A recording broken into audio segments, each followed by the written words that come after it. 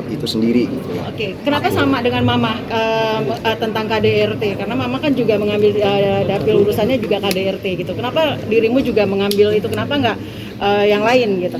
Aku rasa itu salah satu aja sih, bukan hanya KDRT gitu, karena ketika kita di DPR nanti di dunia politik kan banyak yang bisa kita perjuangkan gitu, banyak yang bisa kita kita perbaiki. Cuman salah satunya yang kepingin aku highlight, yang kepingin aku fokus adalah domestic violence itu, KDRT, dan yang seperti aku bilang tadi bukan hanya untuk perempuan, tapi bisa juga untuk anak, untuk bapak, untuk ayah gitu, karena aku rasa banyak banget kasus-kasus seperti ini yang tidak mendapatkan perhatian seperti seharusnya gitu. Dan bukan cuma itu juga, aku mau fokus ke pemuda dan olahraga karena itu adalah passion aku suka olahraga, aku masih muda, aku banyak ide.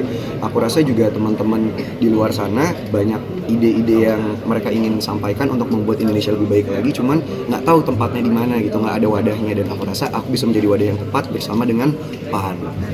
Karena kan kalau sekarang masih kayak ngasih tahu ke Carol bahwa politik itu nggak mudah dan berat. Seperti apa sih Mas mungkin? Iya, jadi saya ngasih gambaran plus minusnya. Jadi saya sama Farel udah saya ceritain keseluruhan plus minusnya, beratnya, ringannya dan sebagainya.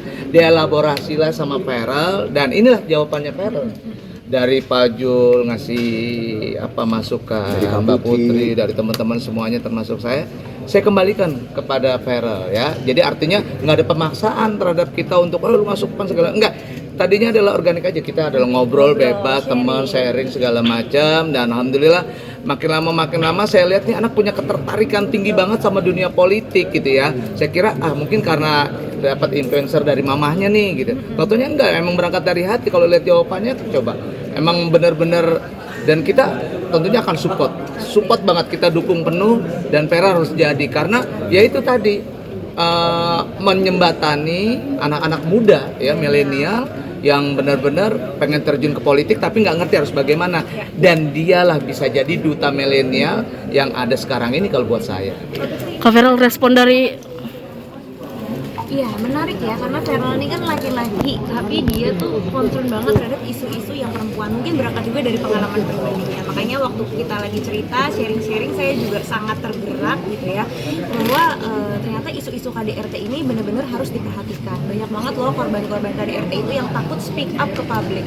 Bahkan kalau riset itu membuktikan korban KDRT itu baru ke-7 atau sampai 9 kali baru berani ngomong.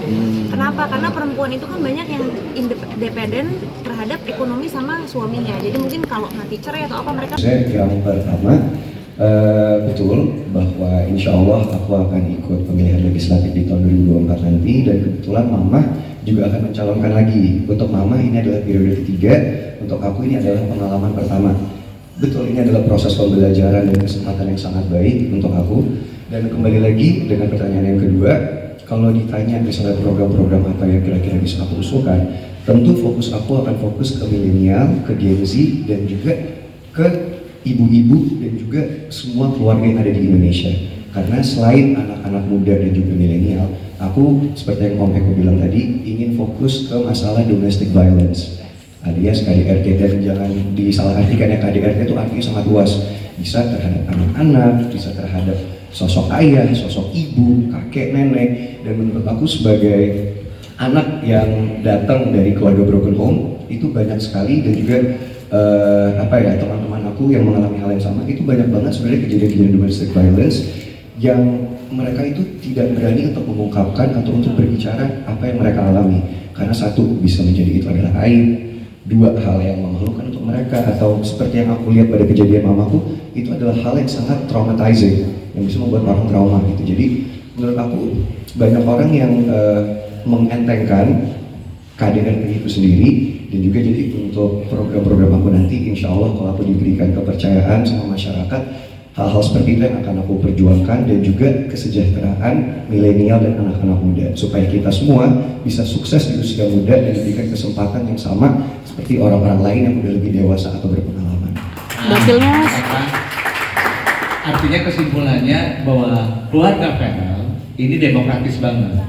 Mamahnya di partai mana, anaknya di partai mana, sangat-sangat terbuka dan sangat welcome. Dan saya lihat, jawabannya ya udah. Ini malah kalau bisa, ini udah periode kedua berarti jawabannya. Setelah dia jawab periode kedua ya. Saya mau nambahin juga sedikit, jadi dari hasil hasil saya sering ngobrol dengan Feral ini juga ternyata interest banget dengan isu-isu pemuda dan olahraga. Mas Eko, Feral kan suka olahraga juga, jadi saya kira selain isu-isu yang tadi banyak banget yang bisa dilakuin. Dia juga sebenarnya udah tahu katanya Komisi 10 pemuda olahraga. Jadi Feral ini udah punya tujuan, bukan mungkin sekedar ujuk-ujuk tahun politik atau gimana ya. Justru menurut saya pribadi di tengah karirnya dia yang sekarang lagi peak, usianya juga yang lagi pas gitu ya, karirnya lagi baik, justru dia memutuskan untuk masuk ke politik. Ini sebuah pengorbanan, pengabdian, dan mudah-mudahan kita dari PEN pasti akan support terus buat Feral. Gitu. Ya. Nanti bisa menjadi kader PEN anggota Yang terbaik. yang terbaik dan terdepan. Amin ya Allah. Amin. Wih, pas loh. Sana dulu ya. Kita ke sana.